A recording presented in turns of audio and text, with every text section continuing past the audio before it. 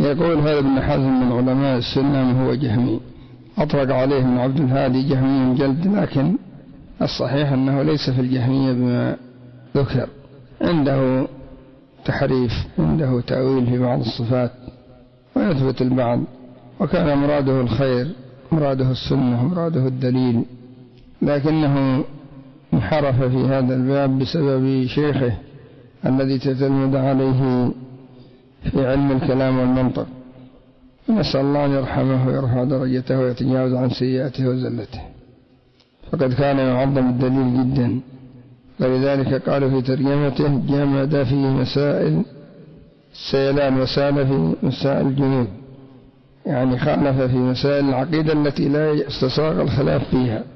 وجمد في مسائل الفقه التي يقع الخلاف فيها، بل ربما أخذ بعض الظواهر التي يضحك من القول بها.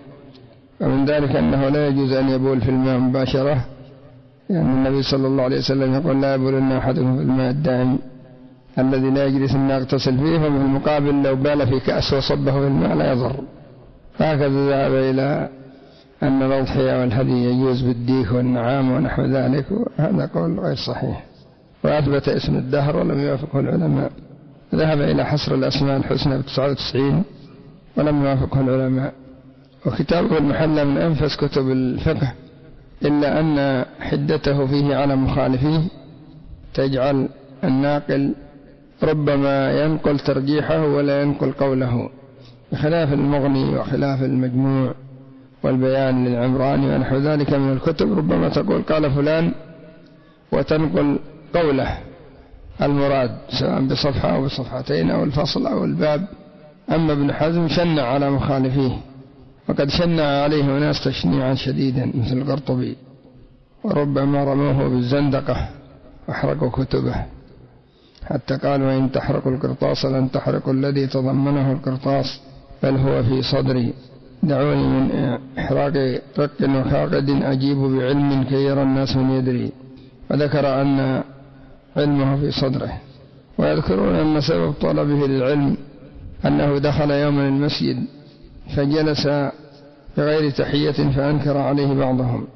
ثم دخل في المرة الثانية فصلى تحية المسجد فأنكر عليه بعضهم كيف تصلي في وقت الكراهة، فعند ذلك أقبل على العلم حتى فتح الله عليه. وله ردود على المبتدعة من المعتزلة والخوارج والمرجئة وغيرهم من الضلال،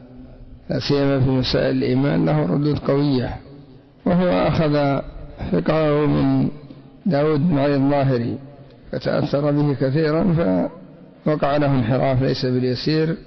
لكن في الجملة كان يبحث عن الدليل ويريد الدليل